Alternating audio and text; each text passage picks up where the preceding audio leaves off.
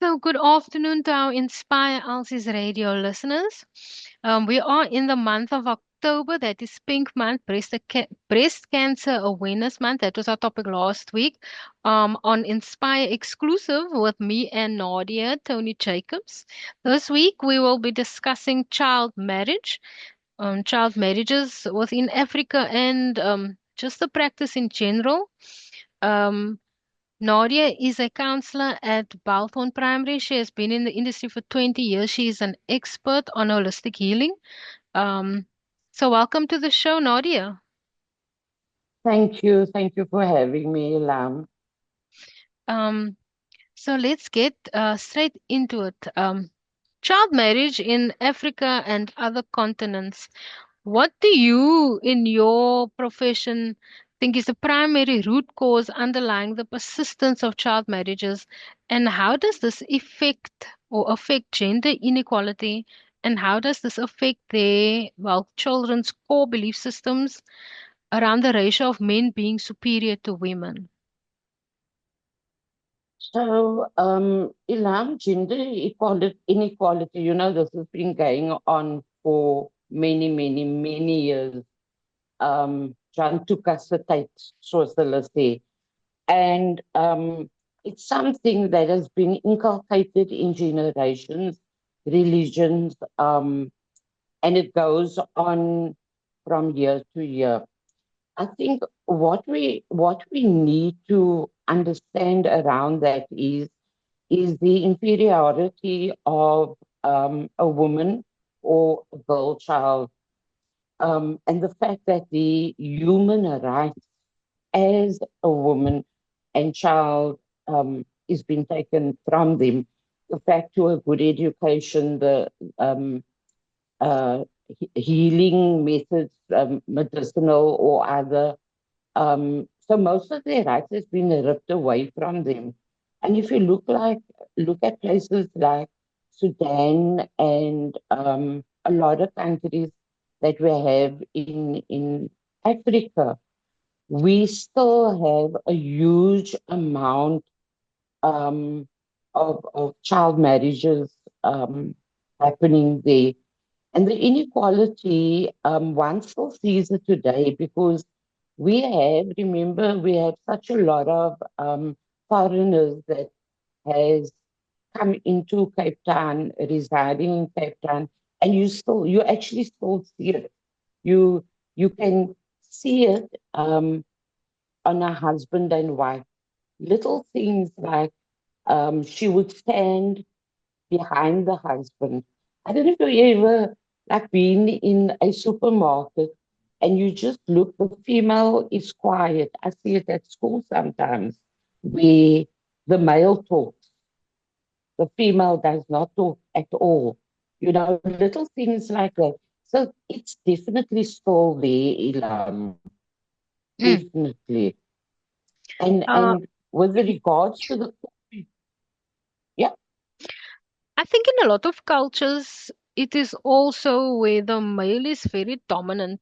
And so, I know from my perspective, in Islam, which is not a true interpretation of Islam, but they used to teach like us mm, as young girls that our voices are our aura. Aura meaning it's part of what we need to cover. So then you shouldn't talk too yes, loud and you must only talk when they allow you to talk. And that is not true. That is not what Islam is really about, because in our religion, one of the about wives of the Prophet was one of the most revolutionary women that used to give speeches, used to give classes, absolutely. used to use her voice. Yes, So we must also look at how um, culturally men want to use religion to kind of dominate over yes, women, and they make these rules yes. up and they use religion as their basis Mm, and justification to kind of dominate over women. So I think we need to also absolutely. distinguish between what is religion Yes. and what is Wha- man-made Yeah, rule, because we women exactly. are allowed to have a voice. I mean, in our religion, we are actually set up to be very successful. We're allowed to work, we're Yes, allowed to have our voices, we're allowed to do so many things. But nowadays, the men have taken things out of context to That. control Mm, women. And I mm, think that we need to educate ourselves. Self-education is very, very important. And that is why they also don't want women to be educated, Nadia. Because then you take, they exactly. don't want girls to be educated. I mean, if you look at Yeah, Afghanistan, yeah. they don't want girls to go to school. Where have you ever heard? In our Mm, Quran, it says you have to seek knowledge from the cradle to the grave. So who you going against? You're going absolutely. against God's word. So like Word, we need yeah. to really look at what is cultural beliefs and what is religious beliefs, because a lot Mm, of these things are also blamed on the religion, but it isn't the religion, it is the men that are taking the religion out of context, wanting to be powerful and wanting to control, and they're power hungry. And so we need to yes. establish that also women are allowed to study, they are allowed to be experts, they're allowed to use their Mm, voices, they're allowed like what you are taught, you must really question. I mean, yeah. really. But And I'm on so glad. yes. I'm so glad you brought that up, Ilham. I agree with you 100%. I even, you like if I think back to like situations or a party, it's a friend's birthday, and then you're gonna have that one guy that's going to say, I can have Stephen Wise. And this, I'm telling you, it's like I have to tell myself, curse your lips. Because, then I'm that one woman that's going to stand there and say, but God said, if you fear him, you will only take one, Mm. you know? So men take it completely out of context. Yes, there's a lot of men that has learned equality with the Mm. female and they live beautiful lives. Their children are made to believe you must have an education and all of that, but you still find those men that wants to have that power over the women.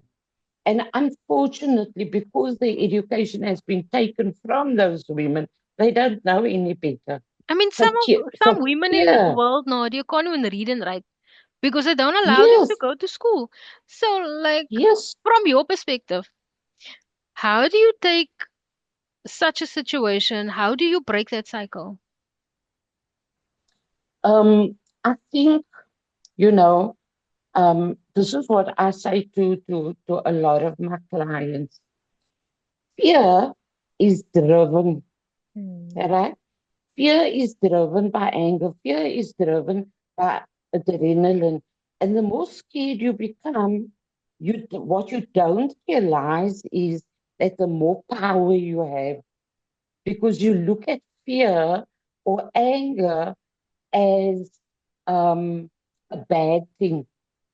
If you start looking at fear and anger as a good thing and use the adrenaline or the power that lies beneath that, and you use that to drive you, sure, women, they don't, a lot of women don't realize the power that they have to become who they are meant to be, you know. And Mm. I have a great belief in that. I believe that God has set up for us. But we are not allowed to abuse that path, Mm. you know? So, So, Nadia, yeah, I mean, I know I said about Afghanistan now, and there are many Muslim countries that do still allow child marriages, but we in Africa. So, what are some of the countries yeah. that we need to focus on in Africa to get our continent right and our mindset right and our future right? What are some of the countries that we can focus on? So there are places, look, there's quite a few places in Africa. Um, I think Niger is one of the highest um, child marriages rate. But also outside of Africa, when we look at India, India's villages still practices it. I'm not talking about um, um, the the entirety of the country. I'm talking about the villages where the concept is still alive. And I just want to focus around Niger. There's a lot of other countries in Africa as well that still practices that and still practices circumcision on women as well. And I think a lot of women don't even know about those things.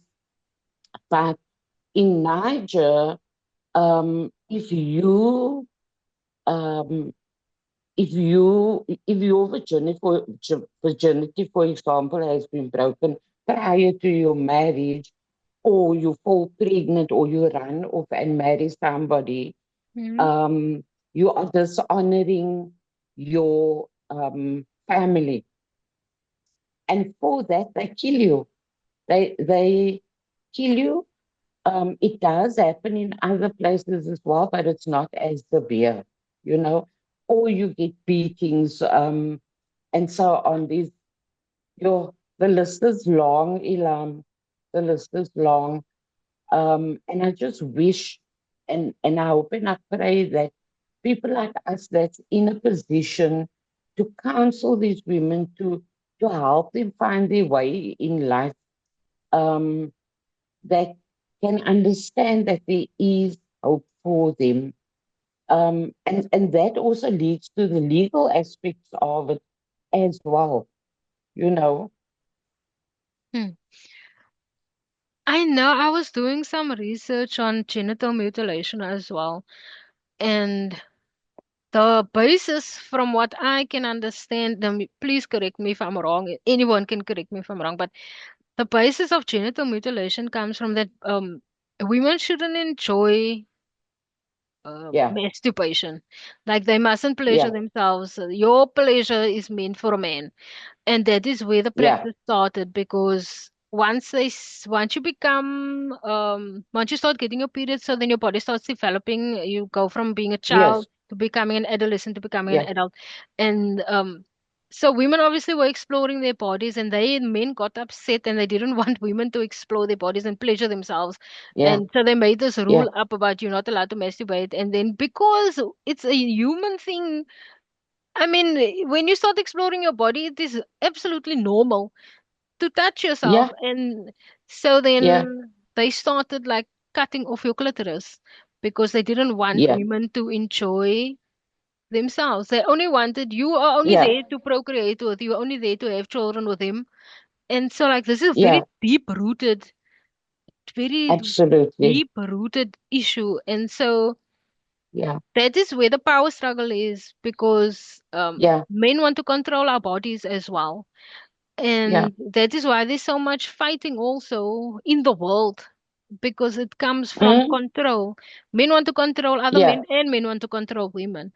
And yeah, so now, because as women get older, their minds develop and they won't accept things that a 12-year-old has nothing, no knowledge about. And that is, I'm thinking, yeah, Nadia, do you think that is also why they want to marry 12-year-olds? Because they can't control a 30-year-old. They can't control the equal. They can't control somebody that is their age. So a 70-year-old man, like I was watching the Somalian story. Um, these mm, men are crying because they can't now marry a 12, 13-year-old because they believe once you get your period, then you can get married. And yeah, you won't marry, a 70-year-old won't marry another 70-year-old because they know they will yeah, never get away with the things. Those women will never allow them. But then it's also the yes, women, it is such a toxic environment because so you don't educate absolutely. your women, Nadia.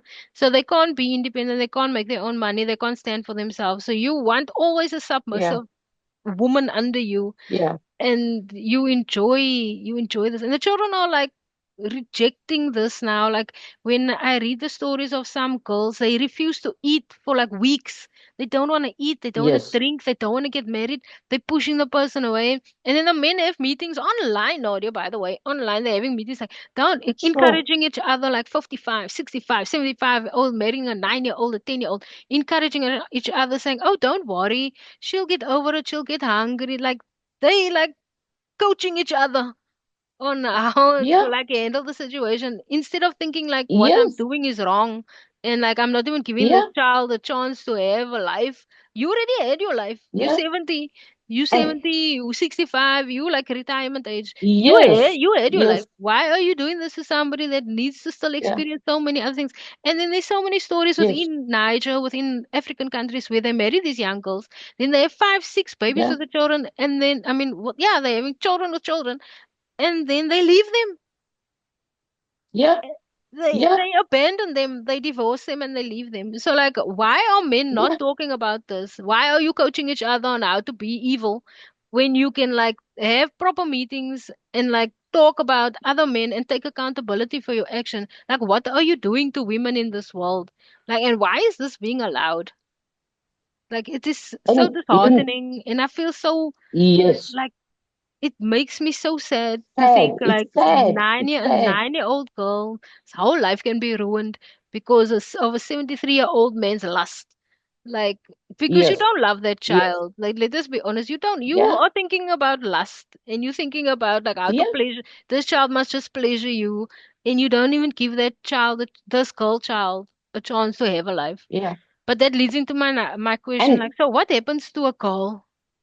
Because yeah, a girl is an underdeveloped woman. What happens to her during mm. this process? So I just want to, just before I answer that, Ilam, I just want to say to you, the younger child is, and this is where trafficking is now happening, because Mm, less and less they can put their hands on a child from a legal aspect or from a customary or cultural aspect. mm, So now the trafficking becomes even higher, and we have men bidding on children. And you know what the attraction there is? Um, the narcissist loves the innocence, and mm, that is what our children carry. They carry the innocence, and even with the circumcision, so to say, of the women. I was so sad one day. I did some research and I discovered um, there's a few different ways. They don't just always remove the clitoris. They remove the outer labia area, the inner labia area. Then they sew up um, the urethra part of the and at least not the urethra, the opening to the vagina, and it's it it's as big as uh, a pin, the head, and so many women now imagine doing that because the husband feels no, he's not feeling it anymore, and then he forces himself on that woman. I can't even imagine that kind of pain, you know. But yeah.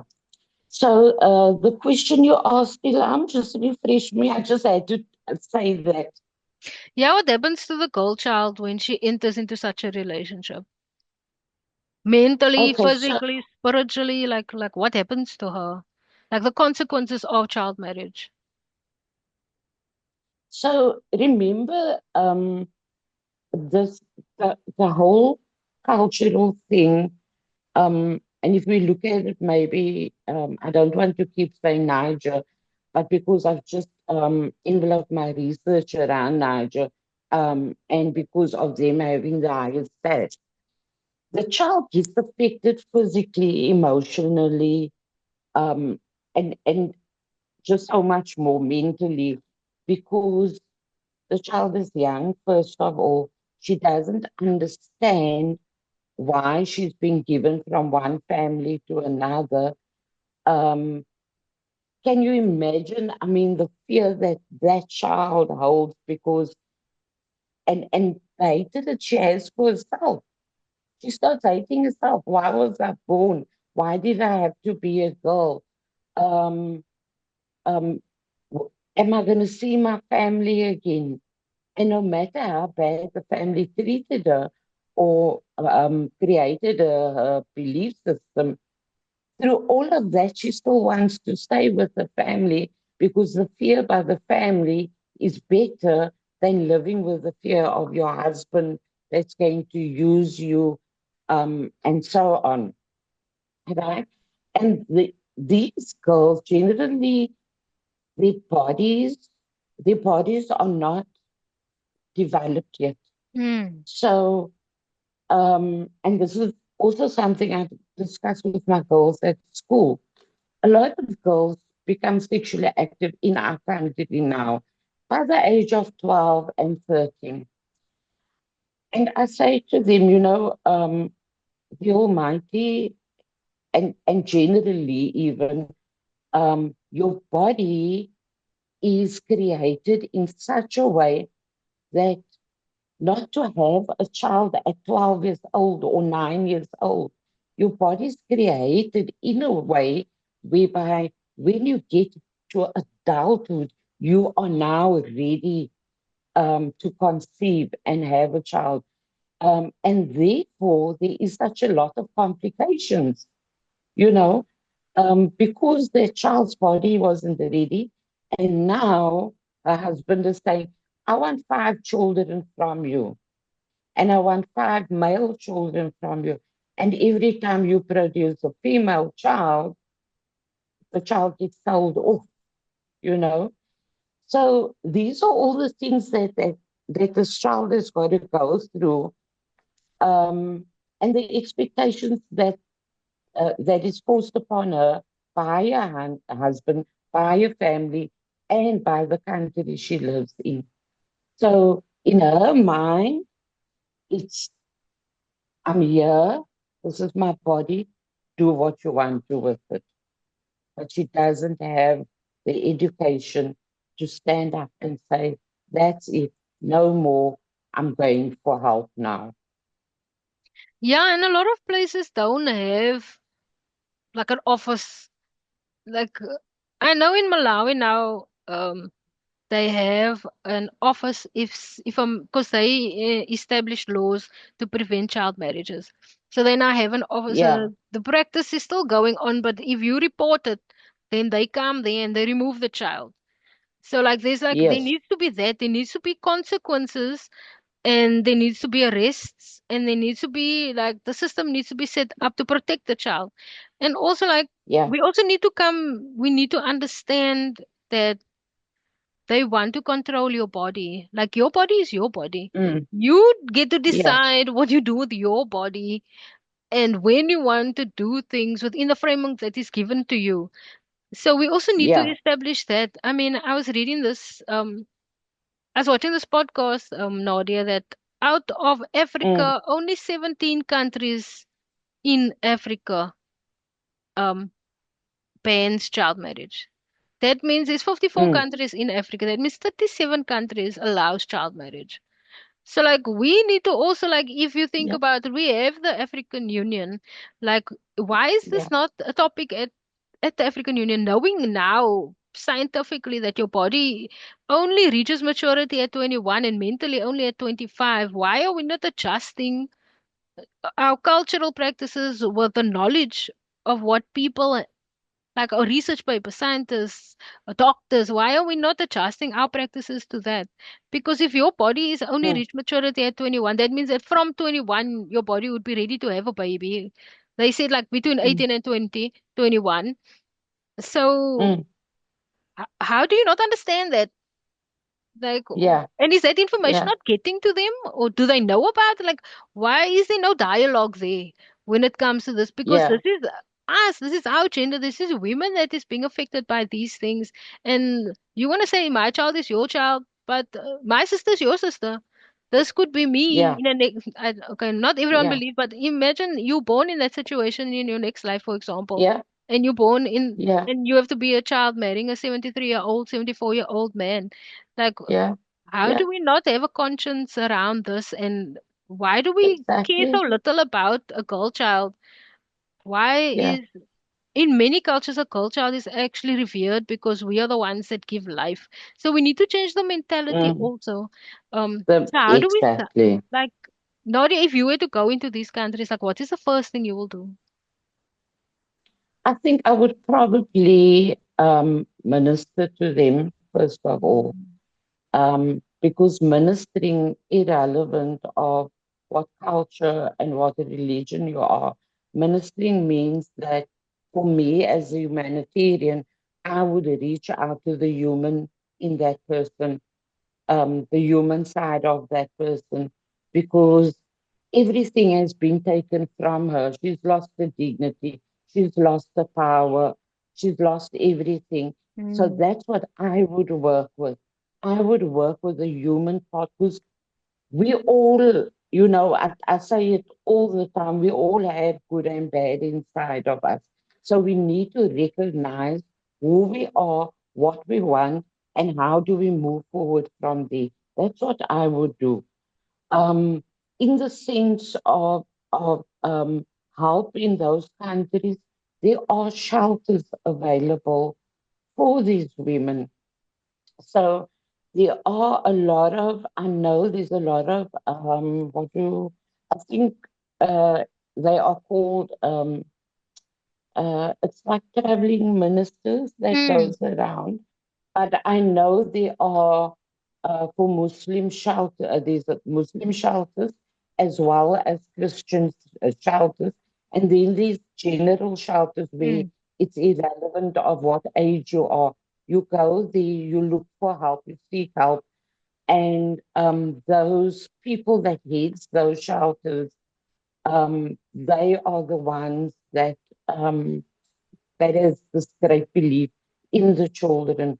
And that's the only way we can change the mentality. Mm. It's taking a hand at a time, unfortunately, because you can't remove 50 years of believing one thing. It's an ongoing practice, you know, an Mm. ongoing education, because tomorrow another person is going to come knock on that shelter's door and you have to start all over again. Mm. So that's what I would do. Yeah, this practice also creates a lot of systemic imbalance because if you look at it just from a Mm, facts point of view, Nadia, if say a very old man mm, is marrying a very young girl, the compatibility mm, of age, you're not gonna live long, and then this woman, this girl must look after the children. That is why they say like your age, there should be an appropriate age gap. Like either the same age, but yeah. let us be realistic. Sometimes you do go for somebody a little older, somebody a little younger. But like Mm, if your intention is to have children with somebody and you like at a very old age, like you like what is going to happen to all your seedlings? Like that's your DNA walking around there, and you have to look mm, after their future. You have to think about how they're gonna affect society. So I also we need to make men think long term about mm, what they're doing, their practices, and how it's gonna affect their children. Because maybe you need to put it on their level so that they can yeah, understand like what they are doing. yeah, But like onto the yeah. topic, like how does this create a systematic imbalance? So, because of what men believe, and how they were treated or led to believe, to create a core belief system, and that is why they often say that they want male children so that they can carry on that belief system. So already there, that's where the inequality starts, you know. And of course, the indoctrination carries on from generation uh, to generation. And look back, like we were saying earlier, women are brought to the point where they need to keep up what has been taught to them. So the the the imbalance will be the irrelevant of what without education, without um, the relevant needs that you need to get through this particular thing. Um, without all of those things, it's going to stay there. It's not going to move from there. And it goes back to, um, it dates back to kings and queens. The queen is beneath the king.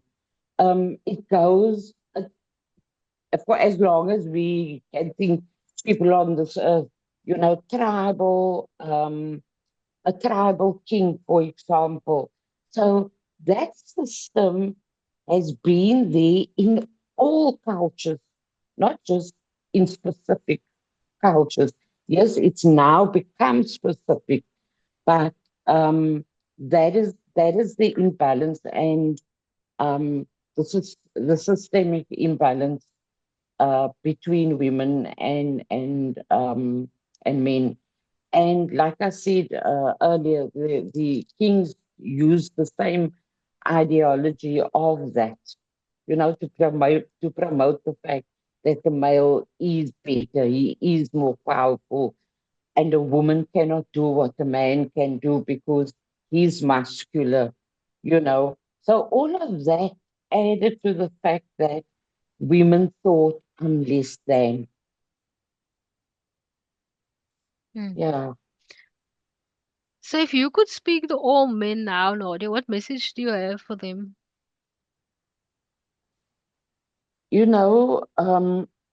Ilam, what I would say to them is remember, you're going to have children. What do you want for your female child? Do you want to live? Do you want her to live with somebody that is going to remove her power? Do you want her to live with somebody that can rape her every night? Because that's what it boils down to. She is not party to the process. She doesn't give her permission. He just will have sex with her. So the male in the marriage needs to ask himself, what do I want for my daughter? Mm. How am I going to treat my daughter? And Ilam, it is so beautiful. There are some men that takes their daughters out on a father, a daddy and daughter date because they want to teach their girls that they are going to grow up and they will have the best man out there for them, and she should be treated. He's showing her how she needs to be treated. She needs to be Mm. treated like a princess, you know. And also it goes back to religious, like you were saying, back in the in before IED, how, and I know, please correct me if I'm wrong, how the Nabi took um, wives, but he didn't go and sleep with him, you know.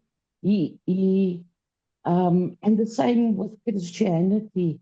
I think it was Abram, so we need to look at the fundamental facts of women and men and why do we want to create a difference between the two? Yes, these things men can do that women can't, and yes, these things that men can do that women can't. And the one thing I can say, to people listening out there, I'm very proud to have a husband that I have. This is a man that um, opens my car door for me.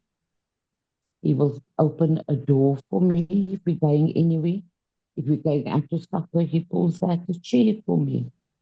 Not because I'm very active with my mouth. I don't put up with nonsense, but Mm. not because of that, Ilam, because of the respect that we have for each other as husband and wife. If I'm cooking a pot of food, I am able to say to my husband, please come and help me.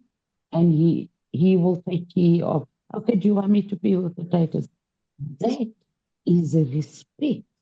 And that is the problem, the core of the problem that is not happening with the inequality between women and men, Mm, you mm, know? So, mm. so that is my word, you know.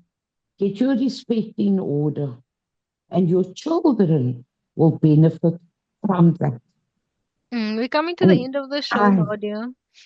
But I mm, just want to say my last thing where I think we need to raise better men. And I also think we need to raise men that raise themselves also. Like once you reach a yeah, certain age, then you need to also take responsibility, accountability, and better yourself. Like us as women, we always working on ourselves, but I think men need to work on themselves emotionally also. Like you yes, need to like do introspection, maybe after every relationship, maybe after every year, after every 6 months, but like look back on yourself and like better yourself so that the next relationship you get into, you'll be a better version of yourself. And I'm not pointing fingers and saying all men are like this. I'm just saying, but it is a lot of you that don't put any effort in. And like I understand that a lot of men were raised like don't have feelings and you mustn't cry.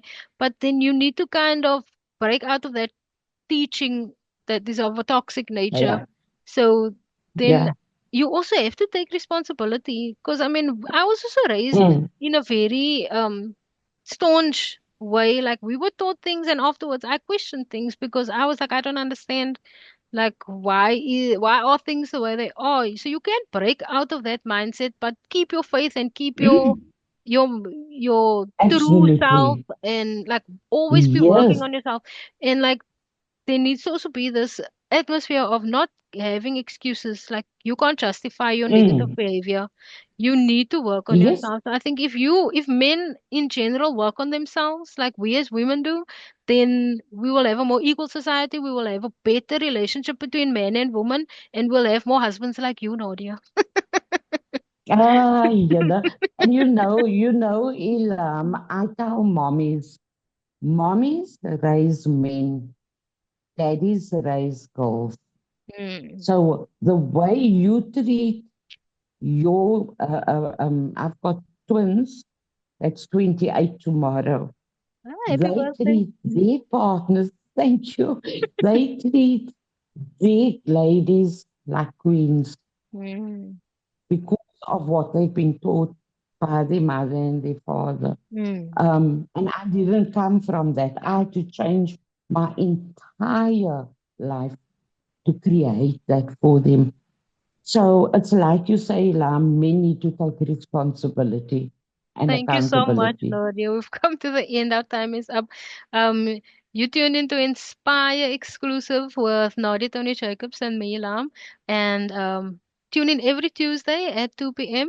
I mean, at 12 p.m. And we will be talking about some hardcore and soft topics. But this one was about hardcore. But let us end child marriage in this lifetime so that no girl has to suffer in the next lifetime. Thank you so much for your time, Nadia. Thank you, Ilam. Thanks for having me.